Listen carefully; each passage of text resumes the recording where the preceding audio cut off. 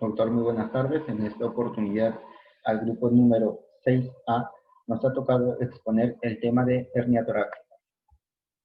La hernia torácica básicamente se da porque el contenido del tórax sale de los límites normales de esta, o también porque el contenido abdominal invade la cavidad torácica.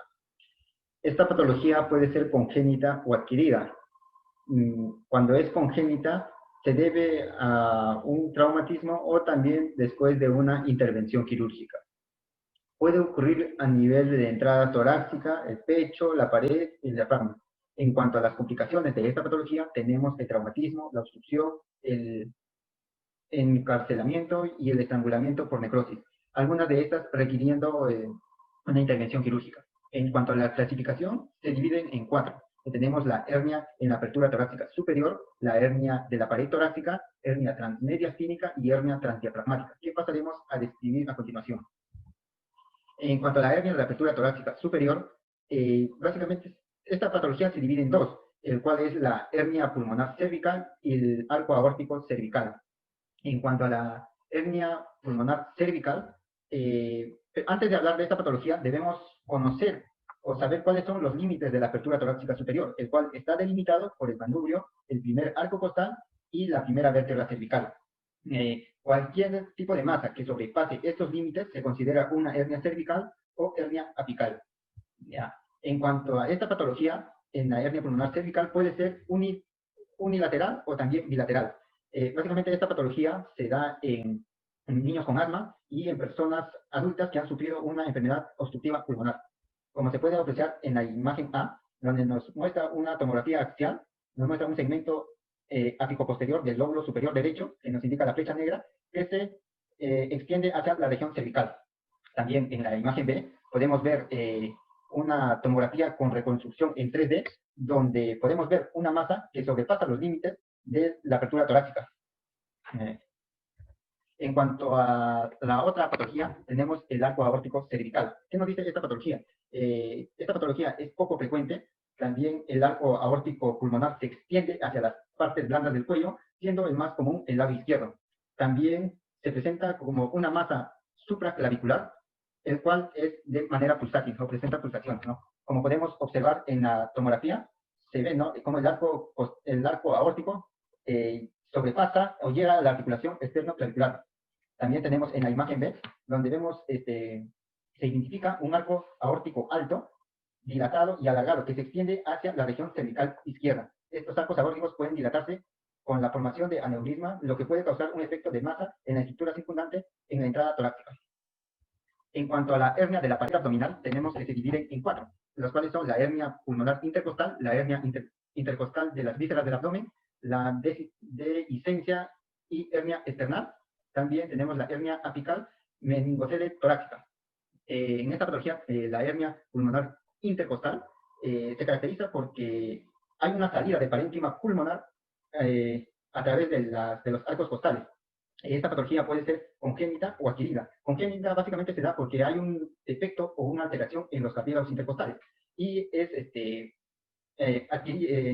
espontánea porque hay un aumento en la presión intratorácica, el cual puede ser causada por un estornudo, la tos, o también por el aumento básicamente de la pared torácica, ¿no? Como podemos observar en la tomografía con contraste, se ve, ¿no?, claramente cómo el parénquima pulmonar sobresale de la cavidad torácica. También en la imagen B, donde vemos una reconstrucción en 3D, donde se ve claramente que el parénquima pulmonar sobresale de la cavidad torácica a través de los arcos costales.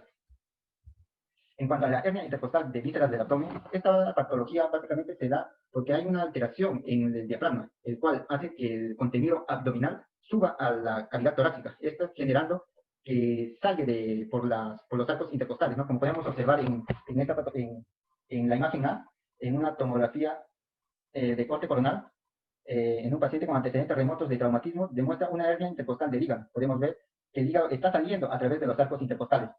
También podemos ver en la imagen B cómo la grasa mesentérica sale entre el séptimo y el octavo espacio intercostal. En cuanto a la dehiscencia y hernia external, Se da básicamente en pacientes que han sufrido un esternotomía, y el cual causa o es causada por la deficiencia de la cicatrización.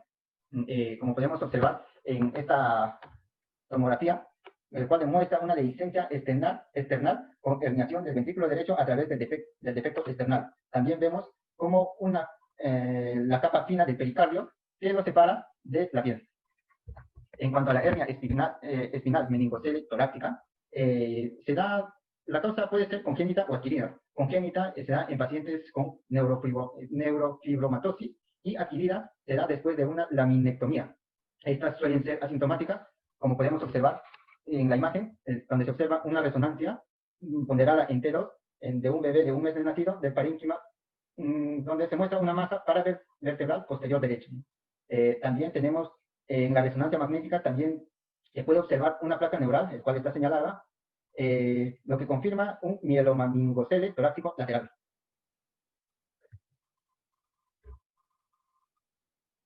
Generalmente este tipo de hernia se va a dar en niños y en adultos jóvenes. Ahora, uno de los antecedentes de este niño viene a ser la neumonectomía. Como ya habíamos dicho, esa es la principal característica para que pueda surgir una hernia transmediastínica. En una vez que se da la neumonectomía, va a quedar un espacio, porque no va a estar el pulmón. Entonces, ese espacio posquirúrgico se llena gradualmente de líquido y luego con reposición de aire con el tiempo. Después de la neumonectomía se va a dar un síndrome de cimitarra. Este síndrome de cimitarra va a darse con el tiempo todavía, por ejemplo, en este caso, a 1 año. Cuando hablamos de la tomografía con contraste que se ha hecho, muestra un expansor de tejido en el emitor derecho que se colocó en el momento de la cirugía inicial. Estos expansores de tejido son implantes mamarios de silicona que se van a utilizar en el espacio posterior de la neumonectomía para prevenir dicha hernia transmediastínica, ¿no? Ahora, se observa un estrechamiento del bronquio izquierdo, probablemente la causa del síndrome de neumonectomía. Como dijimos, la hernia no solamente lo que va a hacer es comprimir o va a hacer una compresión hacia el bronquio izquierdo, no solamente hacia él, sino también hacia la tráquea. ¿Sí? Entonces, ¿qué va a hacer? Va a darle un estrechamiento, ¿no? Un estrechamiento. Muy bien, pasamos a otro tipo de hernia. Tenemos la hernia transdiafragmática. Esta hernia transdiafragmática tenemos dos tipos. Pueden ser mediastínicas, como también pueden ser interpleurales. Una de ellas viene a ser la hernia de Morgani. La hernia de Morgani se caracteriza por un pequeño defecto anatómico en el espacio entre el pars costalis y el pars externalis, en el lado derecho del diafragma. Este espacio también es conocido como triángulo esternocostal, que está bordeado por el esternón, por el diafragma y por el pericardio. Este va a contener vasos torácicos como también linfáticos. Ahora, por ejemplo, tenemos acá, me dice, una mujer de 46 años con tomografía con contraste coronal del tórax, identifica hernia del epiplón. En la hernia de Morgani es muy común el epiplón, que se dé a la hernia de epiplón en adultos, mientras que en niños se va a dar hernia de estómago, de hígado y de asas intestinales. Entonces, a través de un defecto claro en el diafragma medial anterior derecho, compatible con esta hernia, ¿no? También se va a surgir aquí, en una radiografía, vamos a poder observar cómo se presenta una opacidad en el ángulo cardiofrénico. Luego tenemos la hernia diafragmática hiperpericárdica. Cuando hablamos de esta hernia, es muy rara este tipo de hernia es muy raro y solamente la mayoría son por secuelas de un traumatismo cerrado indirecto. Entonces, una de las principales características es que esto venga a ser de un traumatismo abdominal. Entonces, tenemos el caso de un paciente de 44 años con antecedentes de traumatismo abdominal cerrado, ¿no? que acude a urgencias por dolor abdominal superior. A ver, aquí el contenido abdominal puede herniarse, en este tipo de hernias, el contenido abdominal puede herniarse en el pericardio, ¿no? Debido al traumatismo. Entonces, aquí lo que va a suceder es que la hernia del estómago, o también puede ser de otras asas intestinales, va a herniarse en el pericardio, ¿ya? Y va a simular también una masa pericárdica, y eso se va a dar cuenta mediante un ecocardiograma. Entonces, al realizarse este ecocardiograma, ahí recién vamos a notar una masa en el pericardio que va a ser, que va a dar evidencia de este tipo de hernia, ¿no? Entonces me dice que la tomografía axial con contraste identifica la hernia del estómago. Tenemos la hernia del estómago, esto vendría a ser el pericardio, ¿no? Y sobre el ventrículo derecho, ¿sí? Una masa. Entonces, ¿cuáles son las principales características? Traumatismo abdominal cerrado. Otra cosa sería efecto de masa sobre el pericardio, al realizarse una ecocardiografía. Luego pasamos a otro tipo que viene a ser la hernia hiatal. Este tipo de hernia es muy común.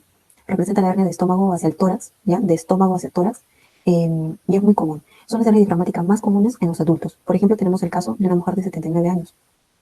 Aquí tenemos como antecedentes de acidez estomacal, ¿no? De acidez estomacal. Algo muy importante sobre este tipo de hernias es que eh, esta hernia va a representar la hernia del estómago hacia el tórax, por lo tanto, a través de un defecto del hiato esofágico. Por eso, si hay un defecto en el hiato esofágico, va a ser muy común que presente acidez estomacal. También vamos a ver otro caso donde tenga reflujo recurrente. A ver, vamos a ver acá la proyección oblicua izquierdo, anterior izquierda del esofagograma, donde ¿qué nos dice? Contraste identifica una hernia de unión gastroesofágica, ¿no? En el tórax. Esto viene a ser la hernia, este viene a ser el esófago, ¿no? Y por debajo está el estómago. Este tipo de hernia es la hernia de tipo 1, también llamada hernia hiatal deslizante. Este tipo de hernia es muy común, la de tipo 1 porque hay 4 tipos, entonces este tipo de hernia es muy común. Debido a que hay una inmigración, intratorácica de la unión gastroesofágica, debido a la debilidad de la membrana frénico-esofágica. Algo muy importante es la membrana frénico-esofágica, que lo vamos a ver más adelante también. Esta es la hernia hiatal, pero esta es la hernia hiatal, un caso de hernia hiatal tipo 3 o mixto. Ahora, por ejemplo, tenemos el caso de un varón de 72 años con obesidad y neumonitis. Aquí tenemos una característica muy importante que viene a ser reflujo recurrente. Entonces, la proyección lateral de un esofagograma de Barlow identifica la hernia intratorácica de la unión gastroesofágica con el fondo gástrico. ¿Por qué se le dice que es una hernia de tipo 3 o mixta? Este tipo de hernias son compuestas en las que la membrana frénico-esofágica, que en la hernia tipo 1 era débil, acá no solo es débil, sino también que existe un defecto en la porción anterolateral de esta membrana. Y es por eso que sucede que se va a dar la hernia hiatal de tipo 3 o mixta. Luego tenemos la hernia hiatal. Esta va a ser un ejemplo, un caso de hernia hiatal de tipo 4.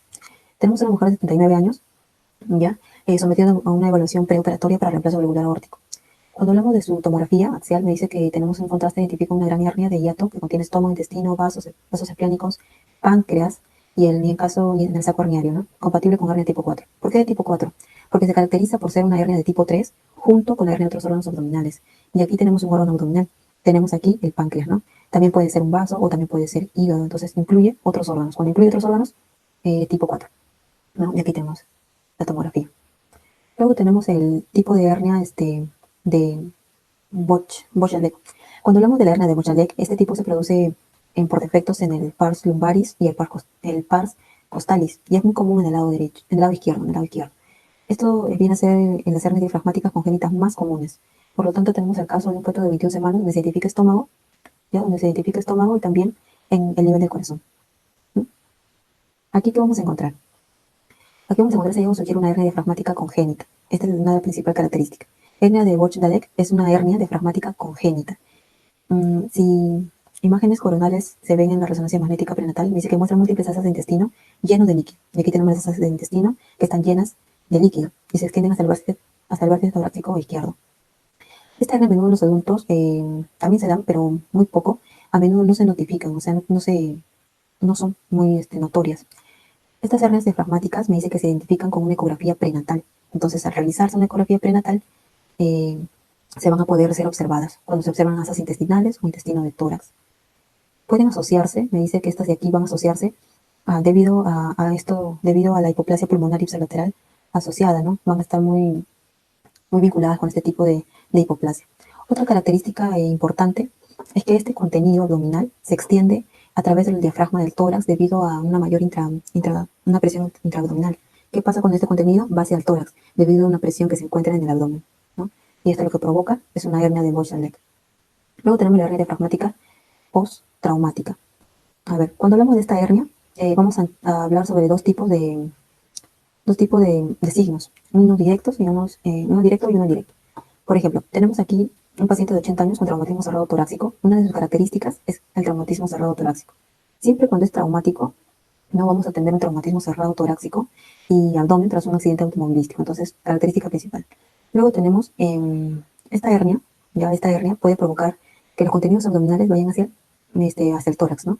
Hacia el tórax, contenidos abdominales. Entonces, aquí en la tomografía me dice con contraste, identifica múltiples fracturas costales izquierdas y hay un defecto focal en la cara lateral del diafragma izquierdo. Y aquí tenemos, ¿no? Algunas de estas tenemos fracturas costales y aquí vamos a encontrar un defecto focal. Y este vendría a ser un signo en tomografía para poder evaluar la lesión diafragmáticas que pueden ser directos o pueden ser indirectos. Por ejemplo, tenemos acá uno que viene a ser este de acá. Como habíamos dicho, el defecto diafragmático segmentario, cuando un defecto focal hay un defecto focal, hay una pérdida de continuidad del diafragma. Entonces acá tenemos un defecto focal. Entonces se va a generar una pérdida, pero de una pérdida de la continuidad de la membrana. ¿De qué membrana? Diafragmática. Ahora, cuando pasamos a la siguiente tomografía, aquí vamos a hablar sobre qué. Aquí tenemos solamente un signo que va a ser el signo indirecto. O sea, este es un signo directo y este va a ser un signo indirecto. Ahora, este signo directo habíamos dicho que hay una pérdida del diafragma, una parte. Pero acá cuando hablamos del indirecto nos dice que la hernia de órganos abdominales o grasa peritoneal hacia el espacio pleural o también pericárdico. Entonces aquí vamos a ver una consistencia. Paciente presentó 2 días con dificultad para respirar creciente y no opacidad en radiografía frontal, ¿no?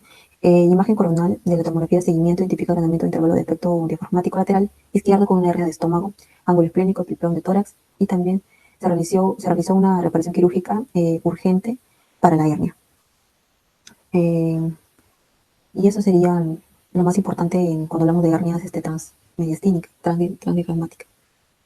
Por ejemplo, acá tenemos una superficie, ¿no? La pared torácica se presenta como una hernia superficial en la pared torácica. Entonces, estas hernias incisionales se observan en la línea media de la pared abdominal anterior, típicamente como una complicación tardía de la cirugía abdominal.